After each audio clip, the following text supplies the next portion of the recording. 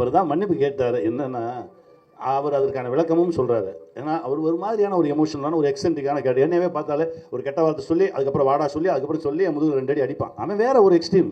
அவன் அன்பின் உச்சத்தில் ஒரு சில விஷயங்கள் வெளிப்படுத்துகிறான். அதை வந்து நான் அப்படி தான் பார்த்தனே தவிர மிஸ்கினை நான் எந்த இடத்துலையும் தவறாகவே பார்க்கல. பேசிட்டு வெளியே வரும்போது வெற்றிமாறன் சார் இரவு மீட் பண்ணுறேன். வெற்றிமாறன் சார் வந்துட்டு வெற்றிமாறன் சார் உட்காந்து ஃபோனில் அவர்கிட்ட பேசினா என்ன பேசினான்னு எனக்கு தான் தெரியும். அப்படியே கால் போட்டு அமீர் சார் என்ன பேசினான்னு எனக்கு தான் தெரியும்.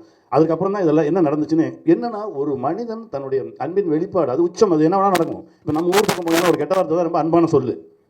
அதை நீங்கள் எல்லா இடத்துலையும் சொல்ல முடியாதுல்ல.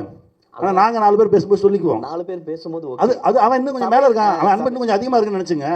அவன் அன்பு இன்னும் கொஞ்சம் அதிகமாக பத்திரிகையாளர்கள் பொம்பளை பசங்க சரிங்க. ஏன் நம்ம யாருக்குமே தெரியாதா? அந்த மாதிரி வார்த்தையை நம்ம பயன்படுத்த மாட்டோமா? அவன் கொஞ்சம் எக்ஸ்டென்டிக்காக பேசினான்னு வச்சுங்க. ஏங்க மூளை கொஞ்சம் அதிகமாக இருக்கணும் பேசினா என்னங்க செய்வீங்க? நீங்க ஒரு வெளிப்பாடு வந்து செய்தது தவறுனே ஒத்துக்க மாட்டீங்க. நான் ஒத்துக்க மாட்டேங்க. அப்போ பொது மேடையில வந்து அவன் திரும்ப வந்து எல்லாரும் தப்புன்னு கெட்ட வார்த்தையில பேசலாம்.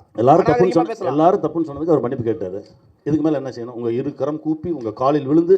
ஏன்னா அவரை பத்தி புரிந்தவர்களுக்கு தெரியும் அவர் யாருன்னு. புரியாதவர்களுக்கு தான் அந்த மன்னிப்பு. சரியா வச்சுக்கோங்க அந்த மன்னிப்பை. எங்க அண்ணனுக்காக நானும் கூட உங்க காலை தொட்டு கூட மன்னிப்பு கேட்டுக்கிறேன். ஓகேவா? மன்னிச்சிருங்க, விட்டுருங்க.